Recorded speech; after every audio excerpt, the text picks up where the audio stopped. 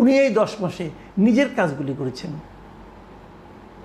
জনগণের জন্য, গণতন্ত্রের জন্য উনি কোনো কাজই করতে পারেন নাই। মানুষের মধ্যে এই প্রত্যয় জন্মায় নাই। কাজে উনি যতই চিৎকার করে বলুন যে আসসালামু আলাইকুম, প্রিয় দর্শক, সাবেক আরও একজন প্রধান নির্বাচন কমিশনার গ্রেপ্তার হয়ে আজ আদালতে হাজির হয়েছিলেন। তাকে আদালতে উপস্থাপন করা হয়েছিল। তিনি হচ্ছেন হাসিনা আমলের সর্বশেষ সিইসি, মানে 2024-এর 7 জানুয়ারিতে যে বিখ্যাত আমি এবং ডামির নির্বাচন হয়েছিল বলে বলা হয়, সেই আমি এবং ডামির নির্বাচনে যিনি প্রধান কারিগর ছিলেন মিস্টার হাবিবুল আওয়াল, তাকে আদালতে উপস্থাপন করা হয়েছিল। এর একদিন আগে উপস্থাপিত হয়েছিলেন নিশিরাতের যে কারিগর mister K M Nurul Huda.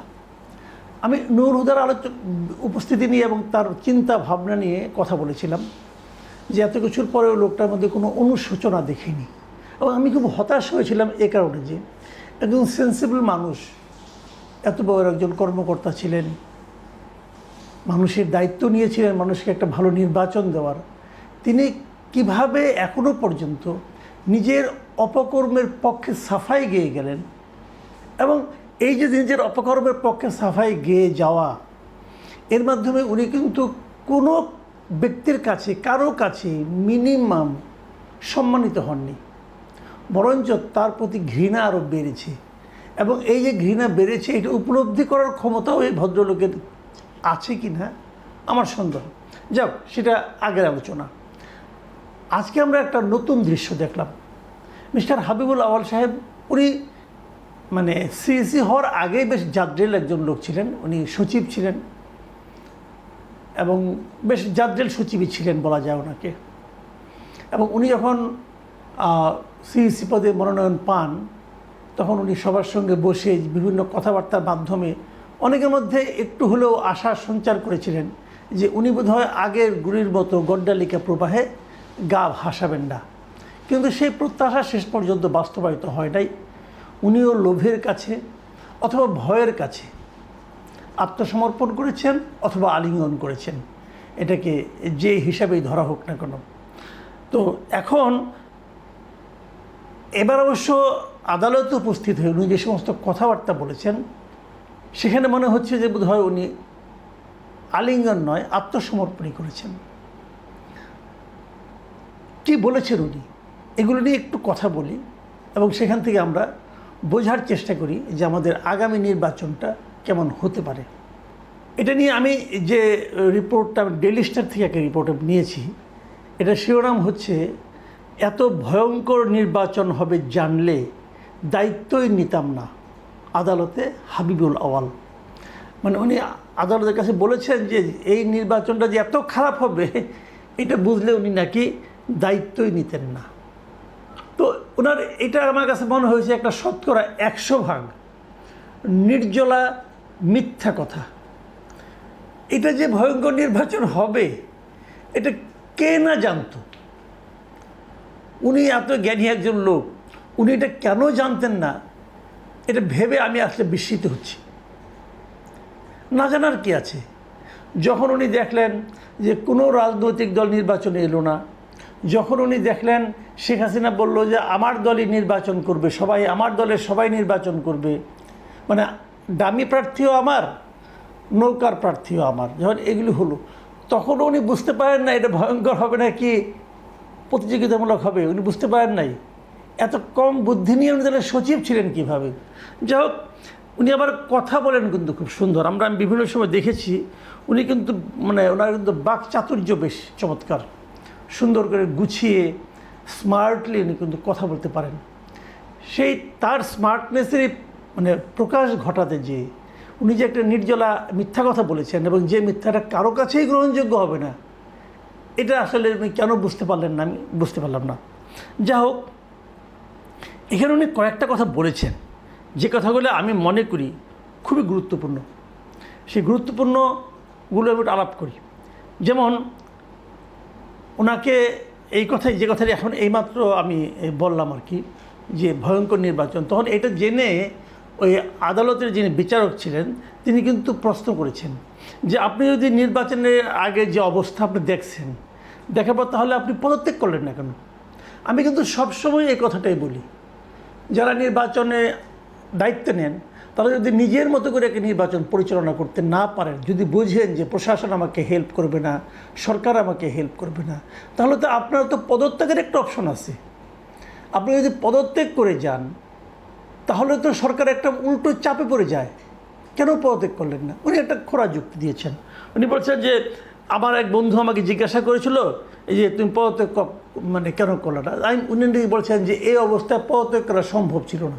কেন সম্ভব না হওয়ার কী আছে? সম্ভব না হওয়ার কী আছে ভাই? কাগজে লিখে দেবেন যে এই অবস্থায় যে নির্বাচন হচ্ছে এই নির্বাচন জনগণের প্রত্যাশা মেটাতে পারবে না, কাজে এমন নির্বাচন পরিচালনা আমার পক্ষে সম্ভব না, শেষ। তাহলে আপনি কিন্তু আজকে হিরো হয়ে থাকতেন। কিন্তু যে লোভ, 2 বছর হয়েছে, আরও 3 বছর সামনে আছে, বড় বেতন, নানা ধরনের সুযোগ সুবিধা, দামি গাড়ি চড়ার ব্যবস্থা, পরিবারের জন্য নানা রকম অর্থনৈতিক সুযোগ সুবিধা, হয়তো ওনার আগে অনেক কিছু ছিল, তারপরে আরও বেশি পেলে কে ছাড়ে? ওনারও সেই মানসিকতায় কাজ করেছিল, কাজেই লোভটা ছিল ভাই। আপনি এখন ওই বড় বড় কথা বলে তো লাভ নাই। যাক, তবু উনি বলেছেন, তবে উনি কিছু কথা বলেছেন, এই আত্মোপলব্ধিগুলি আমার মনে হয় যে একটু উচ্চারণ করা দরকার। যেমন উনি বলেছেন, উনি এর আগে নির্বাচনগুলির কথা বলেছেন। উনি বলেছেন যে 72-এর সংবিধান প্রণয়নের 3 মাসের মাথায় অনুষ্ঠিত 1973 সালে নির্বাচনে আওয়ামী লীগ 293টি আসন পায়। সেই নির্বাচনও সুষ্ঠু ছিল না। 73-এর নির্বাচনটা সুষ্ঠু ছিল না, এটা হলো হাবিবুল আওয়ালের উপলব্ধি। আমার জানতে খুব ইচ্ছা করে, এই কথাটা কি উনি শেখ হাসিনাকেও বলতে পেরেছিলেন, নাকি এখন কাঠগড়ায় দাঁড়িয়ে ওনার উপলব্ধিটা হলো? তারপরে বলেছেন উনি, ক্ষমতার লোভ এমন যে শেখ মুজিবও তা সামলাতে পারেনি। ভালো, অতি উত্তম। 96 সালে আওয়ামী লীগ তত্ত্বাবধায়ক সরকারের জন্য আন্দোলন করে, পরবর্তীতে তারাই আবার দলীয় সরকারের অধীনে নির্বাচন দিতে সংবিধান সংশোধন করে। উনি এটি বোঝানোর চেষ্টা করছেন যে ক্ষমতার লোভটা বড় খারাপ, এবং যারা নাকি ক্ষমতায় যায় তারা ক্ষমতায় টিকে থাকার জন্য নৈতিক অনৈতিক কোনো কিছুরই কোনো পরোয়া করে না, যা দরকার না তাও করে, যা দরকার সেটাও করে। তো এইভাবে যেন উনি ব্যাখ্যা দিচ্ছিলেন, বোঝানোর চেষ্টা করছিলেন নিজের অবস্থানটা, তখন ওখানে যারা পাবলিক প্রসিকিউটর ছিলেন তিনি উত্তেজিত হয়ে যান এবং বলেন যে হাবিবুল আওয়াল সাহেব নিজেকে জাস্টিফাই করছেন, তার এ সমস্ত বক্তব্য দেওয়ার সুযোগ নাই। তখন আবার ওই যে হাবিবুল আওয়াল সাহেব তার সেই বহুল পরিচিত স্মার্টনেস শো করে বলেন, জাস্টিফাই না করতে দিলে রিভলভার দিয়ে গুলি করে মেরে ফেলেন। এগুলো না আগেও বলেছেন, নানা রকম কথাবার্তা, চমক সৃষ্টিকারী কথাবার্তা। তবে এখানে আমি একটা কথা বলি, পাবলিক প্রসিকিউটরের এই যে উত্তেজিত হয়ে যাওয়া এবং কোনো কিছু দেওয়ার জাস্টিফিকেশন দেওয়ার সুযোগ নাই, হ্যান নাই তেন নাই, এগুলো বলাও না আমি কোনো মনে করি ঠিক না। ঠিক না এই কারণে, ওনাকে যদি বিচারক অ্যালাউ করেন তাহলে আপনি কে তাকে কথা বলতে না দেওয়ার? আর একজন লোক আপনি কথা বলতে দেবেন না কেন? আপনাদের এই জিনিসগুলো বুঝতে হবে। আপনি তো দলীয় লোক না রে ভাই। এই ভদ্রলোক যত কথা বলবে তার কথার ভেতর থেকেই কিন্তু তার অপরাধসমূহ বের হয়ে আসে। তাকে সেই সুযোগটা থেকে আপনি বঞ্চিত করবেন কেন? আর আমাদেরকে বঞ্চিত, এই যে জাস্টিফাইগুলো যদি না দিতেন তাহলে 73-এর নির্বাচন অথবা শেখ হাসিনার ক্ষমতার লোভ, এই পয়েন্টগুলোই বা আমরা কীভাবে পেতাম? কাছে কথা বলতে দেওয়া উচিত। এরপর যিনি পাবলিক প্রসিকিউটর থাকবেন, আমি মনে করি তাদের এটা মাথায় রাখা উচিত যে আমি প্রতিরোধ করলাম, কথা বলতে দিলাম না, চিৎকার চেঁচামেচি করলাম, তাহলে আমি খুব ভালো প্রসিকিউটর হয়ে গেলাম। বিষয়টা এরকম না। আপনাকেও মাথা ঠান্ডা রাখতে হবে। হ্যাঁ, দলীয় একটা ব্যাপার তো আছেই।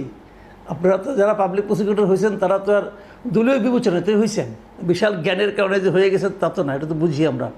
তো দল করেন ভাই, কোনো সমস্যা নাই, কিন্তু আইনগুলো মেনে চলেন, আইনের মধ্যে থাকলে ভালো হয়। এখন যে সবচেয়ে গুরুত্বপূর্ণ যে কথাটা বলবো, হাবিবুল আওয়াল এখানে দাঁড়িয়ে একটা গুরুত্বপূর্ণ কথা বলছেন। সেই গুরুত্বপূর্ণ কথাটা হলো উনি বলেছেন, উনি নির্বাচন কমিশনের যে অসহায়ত্বটা সেটা আসলে তুলে ধরেছেন।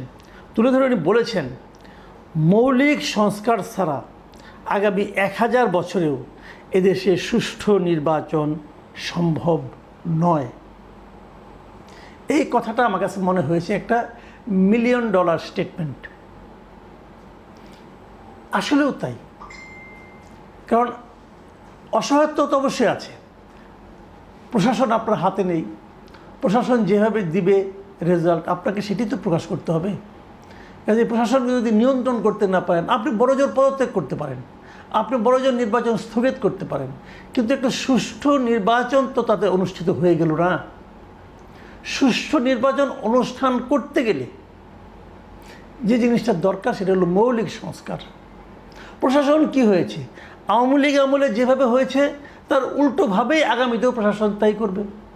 দেখেন আপনি পাবলিক প্রসিকিউটর সাহেব, উনি এখন বিএনপির মতো করে কথা বলছেন, কিন্তু এর আগে যে সমস্ত প্রসিকিউটর ছিল তারা আওয়ামী লীগের মতো করে কথা বলেছিল। হিসাব কিন্তু সহজ সরল একদম। এখন উনি যে দলের পারপাস সার্ভ করতে আসছেন সেই দলের মতো করবেন।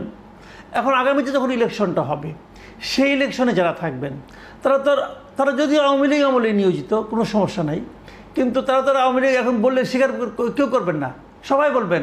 তারা তখন ভয়ে পড়ে, চাপে পড়ে, নানাভাবে অন্তরে ঘৃণা নিয়ে তারা আওয়ামী লীগের সার্ভিস দিয়েছেন, এগুলো বলবে সবাই কিন্তু। এবং ভাবখানে এরকম যে মনে প্রাণে আমি জিয়ার সৈনিক, আবার কেউ কেউ বলবে মনে প্রাণে আমি জামাতের সৈনিক, এইগুলো বলবে আর কি।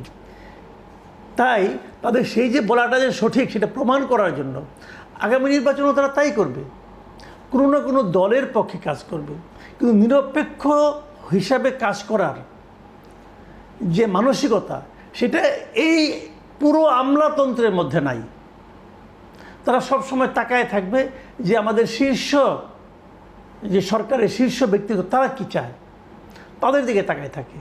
এবং তারা যদি চলে যায় তাহলে নতুন যারা আসবে তারা কি চায়। কারণ তারা যদি বুঝে যায় যে ক্ষমতায় বিএনপি আসছে, তাহলে দেখবেন সবাই বিএনপি হয়ে গেছে বিএনপিকে হাতে রাখার জন্য। কারণ বিএনপি তারা তো জানে এই দেশের প্র্যাকটিসটা কী। এই দেশের প্র্যাকটিস হলে যখন বিএনপি ক্ষমতায় আসবে, যে যে এলাকায় বিএনপি ফেল করবে সেই এলাকার যারা নাকি কর্মকর্তা আছে সবগুলোই দেখবেন বদলি করবে। এটা তাদের বিশ্বাস। বাস্তবে হবে কিনা আমি জানি না, বাস্তবে না হলে খুশি হই, কিন্তু তাদের তো বিশ্বাসটা আছে। এই কথাটাই কিন্তু হাবিবুল আউয়াল সাহেব বলেছেন যে মৌলিক পরিবর্তন না হলে 1000 বছর এদেশে ভালো নির্বাচন হবে না। সেই মৌলিক পরিবর্তনটা কী করবে? এটা একটা $1 মিলিয়ন কোশ্চেন। কী করবে?